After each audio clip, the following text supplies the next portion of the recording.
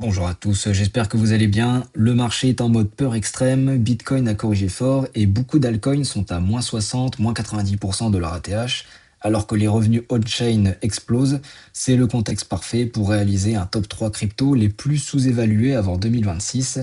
Alors quand je dis sous-évalué, je ne fais pas référence au shitcoin à moins 95%, je me concentre surtout sur la déconnexion entre l'usage réel et le prix du token. Et pour cela, je vais m'appuyer sur un petit tableau sous forme de fiche avec 6 critères. Je vais vous expliquer son fonctionnement. Premier critère, il y a d'abord la décote par rapport à la TH, idéalement moins 70% ou plus, tout en ayant survécu au cycle précédent, donc un prix écrasé, mais un protocole toujours solide. Il y a ensuite en deuxième critère l'usage on-chain, les fees, la TVL, le volume, les utilisateurs en croissance, parce qu'une forte activité on-chain, c'est un bon signe d'usage réel. Troisième critère, le rôle infrastructurel. Oracle, Layer 2, Liquid Stacking, Lending. Pas juste un narratif à la mode, il faut que ce soit un pilier indispensable du système crypto. Quatrième critère important, la tokenomics, pour mieux cerner l'inflation, le vesting, l'utilité, la capture de valeur. Ces catalyseurs peuvent impulser un regain de valorisation si le marché revient. Le cinquième critère est un critère d'opportunité, les catalyseurs avant 2026, les possible grades, adoption et narratif majeur. Et enfin, sixième critère, après le critère d'opportunité, un critère de risque et menace. Donc on va y mettre ce qui peut casser la dynamique d'investissement. Une mauvaise macro ou un échec d'adoption pourrait peser lourd. Et on commence tout de suite avec la troisième place. Il y a même un petit indice sur la médaille. On est sur les blockchain layer 2 et il s'agit d'Arbitrum. ARB, donc l'Arbitrum qui a eu un ATH à 2,39 $ en janvier 2024, un prix actuel qui est environ à 23 centimes, donc on est sur un moins 90% de baisse, et Arbitrum qui est 57e capitalisation avec 1,3 milliard de dollars. Au niveau du critère d'usage on-chain, on est à plus de 19 milliards de dollars de TVL. Donc la TVL, c'est la Total Value Locked, ça mesure la valeur totale des actifs numériques verrouillés dans le projet. On a plus de 2,1 milliards de transactions cumulées et au niveau des adresses actives, on est sur environ 1,45 million d'utilisateurs. Et pour aller un petit peu plus loin dans le rôle infrastructurel, Arbitrum, ça accueille des applications, ça décharge l'Ethereum et c'est un support pour la croissance future d'Ethereum. Donc c'est une layer 2 qui est dominante sur Ethereum. On est sur environ 37% du marché des L2 et c'est critique pour absorber la croissance d'utilisateurs sans exploser les frais qui sont pour le coup très réduits. On est environ à 30 cents par swap, donc c'est une infrastructure qui est critique pour les dApps et la DeFi. Au niveau de la tokenomics, on est sur une offre de 10 milliards de tokens au maximum et on a actuellement une offre en circulation de 55%, donc ça fait 5,5 milliards de tokens en circulation. Et on a une allocation qui est assez classique. On a 44% sur la DAO Treasury, on a 27% pour l'équipe, 17% pour les investisseurs et 12% qui sont réservés pour les airdrops. Au niveau des catalyseurs qui peuvent être une opportunité avant 2026, donc on a une croissance de l'écosystème Arbitrum, que ce soit sur la TVL et les utilisateurs, le développement de la RWA, les DEX perpétuels, les options, le gaming. Et on a aussi des améliorations techniques qui peuvent être possibles sur les fractions de coûts, la compatibilité et les dApps. Et au niveau des narratifs, on a une adoption de la L2 de manière générale, la migration des projets Ethereum et la réutilisation de capital. Mais au niveau des risques, on a une dépendance directe avec l'Ethereum. Donc, si l'Ether se comporte bien, Arbitrum va bien se comporter. Donc, ça va être l'étalon par rapport à ce projet. Et on a aussi une concurrence féroce entre les autres projets Layer 2 comme Base et Optimism. On a aussi une possibilité de surémission d'unlock de tokens restants, parce qu'il reste 45% de la supply à débloquer. Donc, si on a une demande qui ne suit pas l'émission d'offres, ça peut faire une pression possible vendeuse. Et on a une partie de l'usage qui peut être, entre guillemets, spéculatif plutôt que durable, parce qu'on a un mécanisme de time boost qui suggère des faiblesses d'usage. Donc Arbitrum, troisième de notre classement, on passe maintenant à la deuxième place, et il y a un nouvel indice dessus.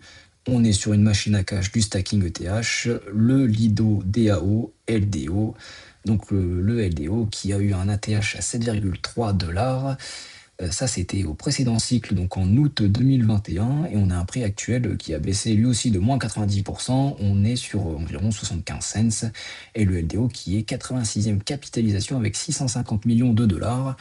Au niveau des usages on-chain, eh ben, on a affaire au leader du liquid stacking ETH via le STETH avec une TVA estimée à 41 milliards de dollars. Ça, c'était en août 2025 et ça représente 30% de l'ETH stacké. On a un revenu sur le protocole annualisé de 130 millions de dollars et le token STETH, eh ben, il est déjà intégré dans plus d'une centaine d'applications DeFi. Pour aller plus loin au niveau infrastructurel, eh ben, le Lido, ça permet de stacker des actifs comme le TH, mais aussi comme Polygon Matic, etc. Donc tout en restant liquide via un dérivé, entre autres le STETH. Et ça facilite l'accès au stacking pour tous et l'usage en DeFi. Et ce rôle, il est crucial dans l'écosystème Proof of Stake. Et pour l'évolution de la DeFi, bah, il ne s'agit pas d'un simple token de fantasy, mais d'un vrai service infrastructurel. Au niveau de la tokenomics, on a une offre totale de LDO de 1 milliard de tokens et on a une offre en circulation qui est bien avancée. On est à 89% de tokens émis, donc il reste 11% à émettre. Et l'allocation, vous la laisse la lire, elle est assez classique entre la trésorerie, les fondateurs, investisseurs et puis les validateurs. Et au niveau des catalyseurs avant 2026, eh ben, on a l'essor du stacking liquide et l'adoption institutionnelle croissante, donc au niveau des treasuries et des fonds. Et on a aussi le développement du restacking, les multi-chains et l'intégration dans des use cases DeFi institutionnels qui se développent. Et on a le déclenchement potentiel du payback et toute amélioration de gouvernance ou de réduction des frais qui peuvent faire une pression à la hausse du prix. Et à l'inverse, au niveau des risques, eh ben, on peut avoir quelques faits comme les jugements, par exemple en Californie, où ont été évoquées des responsabilités DAO membres. On a une concurrence du liquid stacking et du restacking. Et on a aussi le rendement de stacking qui dépend aussi de l'état de l'ETH et du marché pro stake en général. Donc si l'ETH stagne, eh ben, le Lido peut souffrir. Et puis si l'ETH reprend du souffle, les projets L2 vont en bénéficier comme le LDO. Donc LDO qui monte donc sur la deuxième place du podium. Et enfin, la première place, une crypto qui est bien connue, qui est leader sur les oracles RWA. Il s'agit de Chainlink, le Link qui a eu un ATH à 53 dollars au précédent cycle, donc c'était en mai 2021. On a un prix actuel aux environs de 13,50 $, donc ça fait à peu près 75% de baisse. Et c'est quand même le 14e projet en termes de capitalisation avec pas loin de 10 milliards de dollars. Au niveau de l'usage on-chain, eh ben, on a une TVE de plus de 27 000 milliards de dollars, donc ça représente 27 trilliards de dollars. Donc ça, c'était tout récent, c'était début novembre 2025. Et pour la petite info, la TVE, c'est calculé en prenant la somme de la valeur USD associée à chaque transaction en utilisant un oracle Chainlink. Donc ça, c'est la définition donnée par Chainlink de la TVE. Et pour les oracles DeFi RWA, on a une interopérabilité cross-chain via le protocole CCIP qui est présente sur plus de 60 chaînes, et on a un usage réel et de grande échelle qui renforce la thèse d'infrastructure. Et pour aller un tout petit peu plus loin dans le rôle infrastructurel, c'est une couche oracle interopérabilité critique du Web3 qui concerne les oracles de données, que ce soit sur les prix, les événements, les réserves, une interopérabilité cross-chain via le protocole CCIP, et c'est un projet d'intégration dans les marchés traditionnels, que ce soit sur la tokenisation d'actifs, les règlements et tant d'autres. Au niveau de la tokenomics, on est sur une offre maximum de Link qui est un 1 milliard de tokens, et on est sur un déblocage qui est pas loin de 70%. Il reste un bon 30% à débloquer et l'allocation, elle est assez équilibrée. On est sur pratiquement un tiers, un tiers, un tiers entre la vente publique, les nodes opérateurs écosystème et la société fondateur et équipe.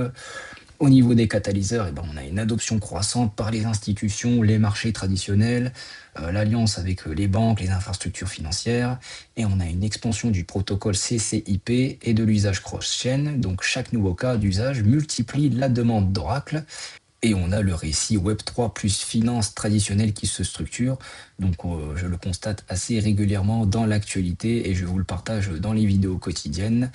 Et au niveau des risques, on a la concurrence d'autres oracles et protocoles d'interopérabilité qui est possible. On a le fléchissement de l'activité CCIP qui peut être envisagé aussi. Et on a la tokenomics, l'offre en circulation Si jamais l'offre, ne croît pas plus vite que la demande, il peut y avoir une pression à la baisse, sachant qu'on a encore 30% des tokens à émettre et on a une dépendance pour le coup d'intégration institutionnelle. Si les institutions n'intègrent pas suffisamment le link, ça peut faire justement cette pression à la baisse. Donc au final, le link premier du top 3 crypto les plus sous-évalués avant 2026, LDO deuxième et Arbitrum troisième. Je tiens à rappeler que rien ne garantit que ces projets vont performer. L'objectif, c'est de vous montrer comment regarder les fondamentaux dans un marché en panique, pas de vous dire quoi acheter. Et pour vous, quelle crypto est la plus sous-évaluée avant 2026? Je suis curieux de voir ça en commentaire. Donnez votre avis, je les lirai et je répondrai. Et si vous souhaitez voir d'autres vidéos de ce genre, likez et abonnez-vous. C'était Benjamin, alias Black Wolf. J'espère que le contenu vous a plu. Ciao, bye!